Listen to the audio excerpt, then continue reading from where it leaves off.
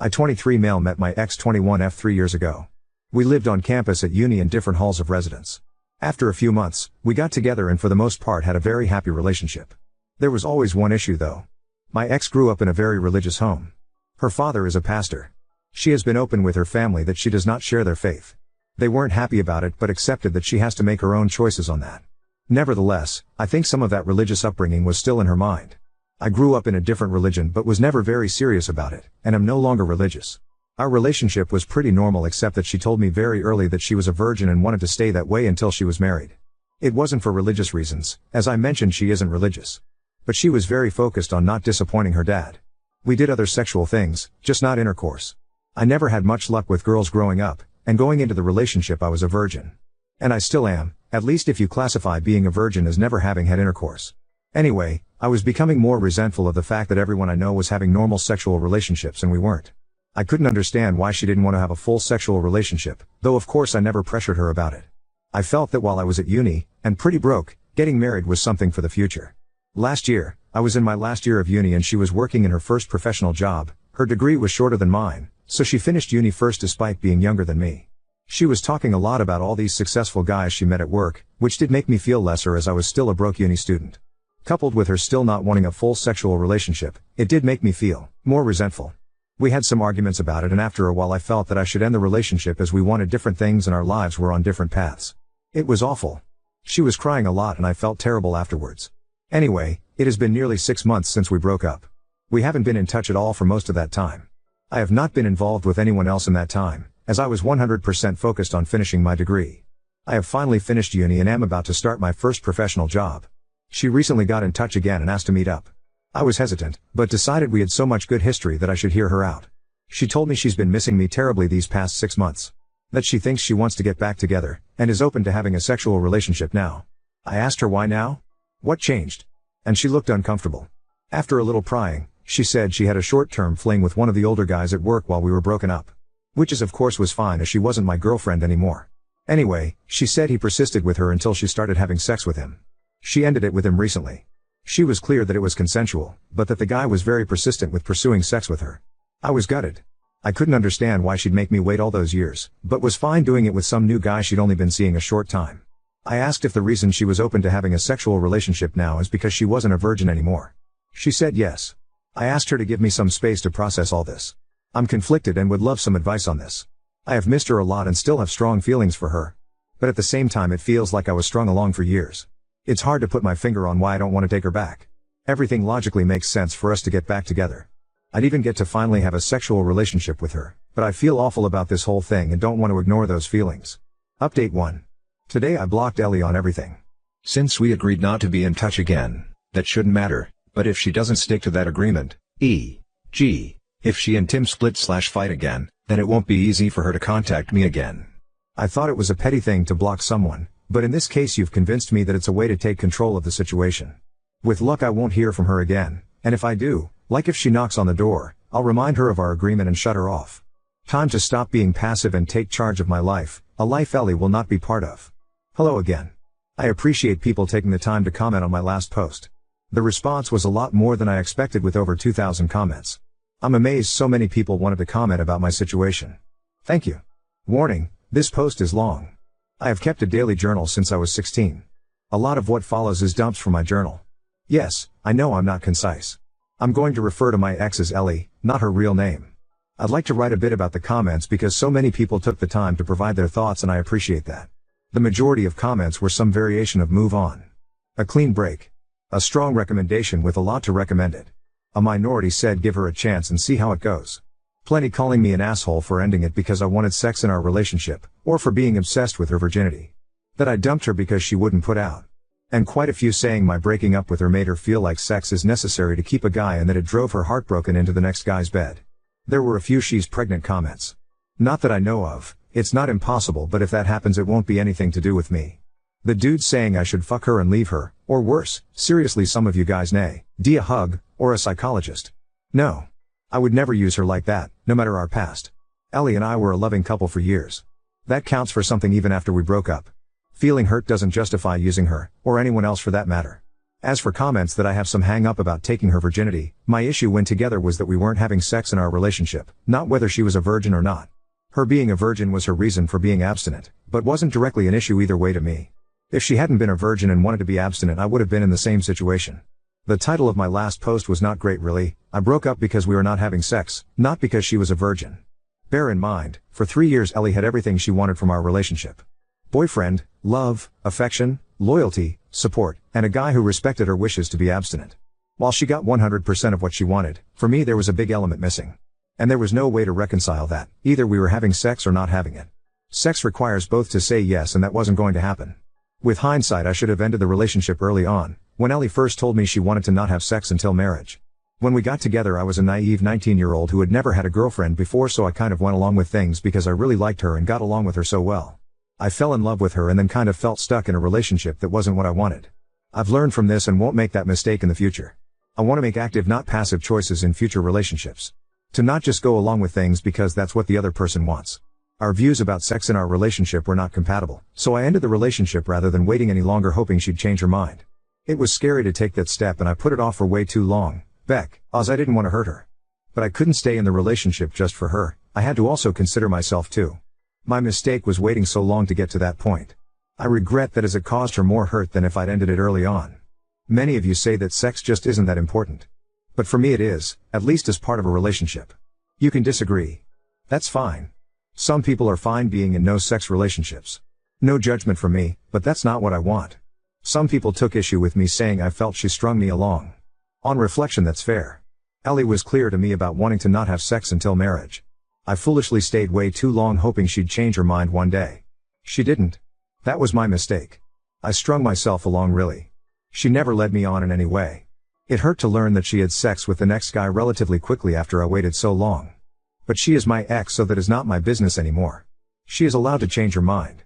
She can have sex, or not, with whoever she chooses. I don't get a say in that. My hurt is an emotional response, not a logical one. Logically I see she did nothing wrong by me. I'll get over it. It's just my bruised ego if I'm honest with myself. Feeling I'm somehow a lesser man because she took that step with the next guy. I know objectively that isn't true, but I sure feel it. I was not a perfect boyfriend and I have made mistakes. I have learned from them. I don't regret breaking up with Ellie and still think it was the right decision for me. Enough background. A few things have happened. Last weekend was the Australia Day long weekend. I was on a camping trip, in the Grampians for any Aussies reading. It was so nice to be in nature, to do some bushwalks with friends and decompress. It felt good to talk about the Ellie situation with my mates around the campfire. Most of them knew Ellie pretty well from our years together and they had a range of views, just like the commenters on my post, and I got the usual good-natured shit about still being a virgin. I learned there's an expensive bottle of scotch they bought a while ago that's going to have its seal cracked when mine is. Bastards lol. One great question a friend asked was whether I would have ever decided to reach out and take Ellie back if she never reached out to me first. The answer is no. It was so obvious to me. That cut through a lot of the confusion for me. I was being too passive in this situation, and needed to do what I wanted. Not just react to what Ellie wanted. By the time I was on the way home, I had decided to not get back together with her. But that was moot. When I was driving home and got a mobile signal again, no mobile network where we had camped, the network delivered a bunch of messages from Ellie all at once. She said she was wrong to ask me to get back together, and that she's back with Tim, fake name, now. She also texted that the thing with Tim is more serious than she told me when she last met with me. She apologized for misleading me about her and Tim's relationship. If you remember, she called it a fling before. She asked if we could meet to talk about it. I was not happy, so I just texted back no. Not very mature of me, but I wasn't in the mood to hear more about all this. And I was surprised and pissed off that she lied to me. That seemed very out of character for her. She tried calling me but I didn't want to answer. She sent another text saying Tim and I had a fight. I shouldn't have come to you. And finally I'm sorry. When I got home, I was an idiot and let my curiosity get the better of me. I looked up Tim online. His real given name is uncommon, so it wasn't hard to find. Found him on LinkedIn, which gave me his full name. Ellie is one of his connections and he works at the same firm, so I was confident it's him. He's a director at their firm, one level below partner. He also has pics on Insta. Lots of posts about his adventures around the world at various events and exotic places, as well as shots with an expensive looking car. A few photos of him with Ellie with their arms around each other in Singapore in November.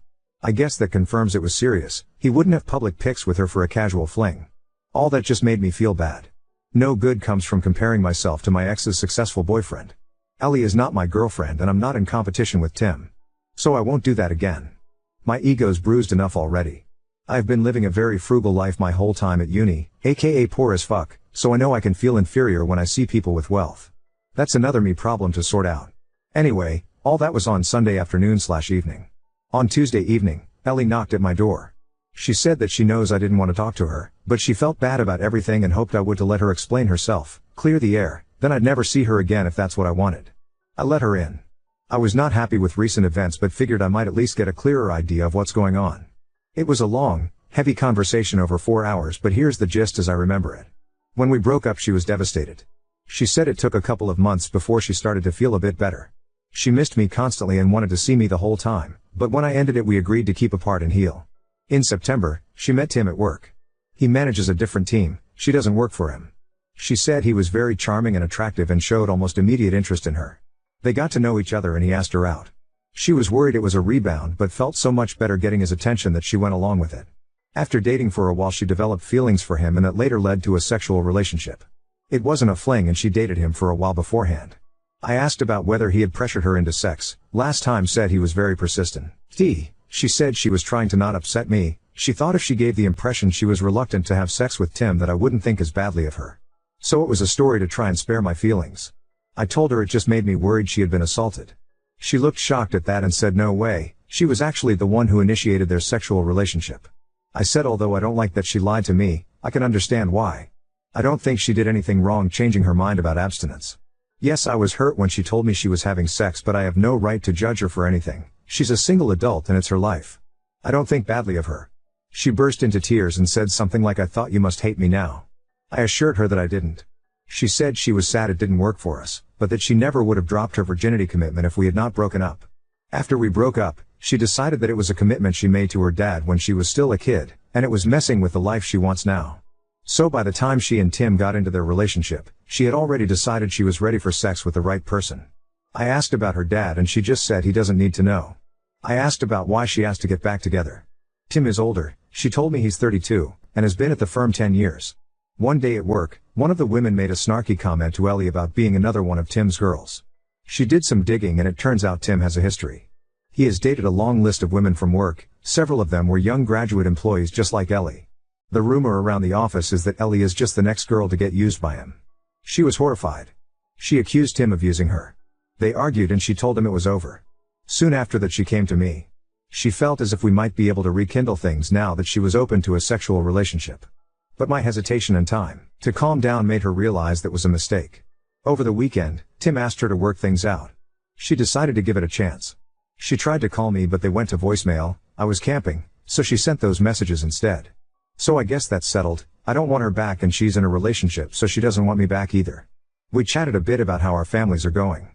She congratulated me on finally finishing uni. She asked if I had been seeing anyone and when I told her I'd been studying hard and working a lot since exams, retail job, with no time for girls, she laughed and said I'm still a big nerd. She hoped we could be friendly if we ever see each other. But she wants to keep out of contact out of respect for her relationship with Tim. She wants to give it a real chance of working. Which is fair enough. She gave me a hug, said thank you for understanding, and left. So there you have it. Ellie involved me in her relationship drama. I would have preferred she hadn't, but at least it's sorted now. I'm glad I paid attention to my feelings and took time out to consider things, as it could have been very messy if I had taken her back. Trusting my gut has been the biggest lesson for me in all this. I still care for her despite recent events. It seems like she is dealing with a lot of complicated things between her new relationship and work gossip. I wish her well and hope she will be happy, whether it's with Tim or not. She was my first love and I expect I'll always have warm memories of her. But I am clear now that I don't want her back. She is my past and I want to look forward. Well, this has become an essay. Tutors at uni always told me I was too waffly in my writing. Well, fuck those guys, I'm not a student anymore. I can now focus on launching my new career with no distractions. I've worked so hard for so long to get here. My new job starts on Monday. It's going to be so great building actual real experience, my new profession, not the endless theory. I'll be earning much better money, no more student poverty, and I've got graduation in May to look forward to as well. I'm open to finding someone new, but that is way down my priority list. I'm not going to actively pursue that anytime soon. Cheers everyone for your comments and advice. Well, we've agreed to stay out of each other's lives. I fully intend to keep to that. I hope she does too. I was already pretty churned up about things from when she first asked to get back together. I wish she hadn't done that. But after she came to see me on Tuesday it was easier for me, we got to mutually say no to a future together, and also put a lot of baggage in the bin. Is Ellie going to be happy? I don't know. I hope so, but I have my doubts about this Tim dude. But you probably can't trust my judgment on that. More relevant to me is whether I'm going to be happy. The answer is fuck yes, because I'm going to make that happen. My old throwaway got blocked so I had to make this new one. I learned a lot through that experience and believe that I'm a little less naive than I was. Many of you said I would see Ellie, now 22F, again. You were right. If you recall from my previous posts, my ex Ellie and I mutually agreed to be no contact after some drama on her part. At the urging of Redditors I also blocked her to help maintain no contact. I've been working since February as a graduate engineer and it's been everything I hoped it would be. I'm meeting amazing smart people, learning so much every day, and am finally earning a salary after years of being a broke student. Having a little money in the bank and being able to afford to do things like eating out is such a nice change. When I finished uni in November, I moved in with my brother temporarily. He'd just broken up with his ex and needed help with his rent. That's where I was living when Ellie last came to see me. He found a new housemate, and since his place was on the wrong side of the CBD for my job, I moved into a share house in the southeast of Melbourne. The place is a bit run down but the rent is reasonable, by insane Melbourne standards, and there are lots of pubs, bars and restaurants nearby. The location and my housemates have been great. I'm seeing someone. I'll call her Olivia, not her real name. She's the sister of one of my housemates. We met when my housemates and I had a barbecue and she dropped by. We got talking and were still talking hours later until everyone else had left. Her brother told us to STFU so he could get some sleep, haha. I asked her out that week and we've been close since. My housemate, her brother has been making fun of us ever since, including more than a few crude jokes when she stays over. We agreed to be exclusive 6 weeks ago so it's still quite new. She's so cool. And smart. And gorgeous. The chemistry was instant and intense from the moment we met. We just click so well. It's such a great time when we're together. Olivia is an accountant at a big firm. One of Olivia's workmates was having a party last month. She asked me to come to meet some of her work friends. We went inside and Olivia introduced me to the woman who hosted the party, her workmate Jess. There would have been maybe 40 to 50 people there. I didn't know anyone but Olivia. At one point I offered to grab more drinks. The kitchen was in a separate room. As I was getting them, a guy asked me to pass him a beer from the fridge. I introduced myself and he said, "Hi, I'm Tim," fake name from my last post. He actually said his unusual name. We chatted a couple of minutes about our jobs and how we know Jess, then I just said nice to meet you and returned to the group. I didn't recognize his face as I'd never met him before, but it was definitely Ellie's Tim, his job and firm lineup. And he looked in his 30s, a bit older than most people at the party. Neither of us mentioned Ellie when we were talking. Later on I asked Jess how she knew Tim. She said she used to work at the same firm as Tim, also where Ellie works, but she moved to another employer, where Olivia works. Despite living in a city of 5 million, it's still a small world. On the tram ride home I must have been quiet because Olivia asked what was on my mind. I said that Tim guy at the party was, or maybe still is, my ex's boyfriend. I said I didn't think he knew who I was, or if he did he didn't say anything. That prompted me to share some history about me and Ellie. Olivia was wide-eyed and said, "You never told me you were a virgin." Then she laughed and said, "Well, we took care of that." She asked if I had any feelings for Ellie and I truthfully said no. I dealt with all that months ago. More recently, there was a formal charity dinner that Olivia was asked to support. Her employer was a sponsor of the event. She was keen to show me off. We were at a table with a bunch of her work colleagues. Nice people. One of her work friends was so excited to meet me, and Olivia can't stop talking about you. That made me feel really good. After dinner a few of us were chatting and I got a tap on the shoulder. I turned around and to my surprise it was Ellie. Tim was with her. It was so weird to see her again. Tim said he remembered meeting me at that party but never made the connection to Ellie until just now. She must have told him about me. Ellie looked very different. She had lost a lot of weight and was very slim. The tight red dress she was wearing made that obvious. Her dad would not approve. Not that she was ever overweight, but I'd never seen her that thin before. She was immaculately made up with what looked to my ignorant eye like expensive jewelry. She'd changed her hair too, now blonde instead of her natural auburn. She looked like a sleek rich girl, not the poor pastor's daughter I remember. Don't get me wrong, she looked amazing, but she looked like a different person. I know it was a formal event so we were all dressed nicely, but this was a major transformation.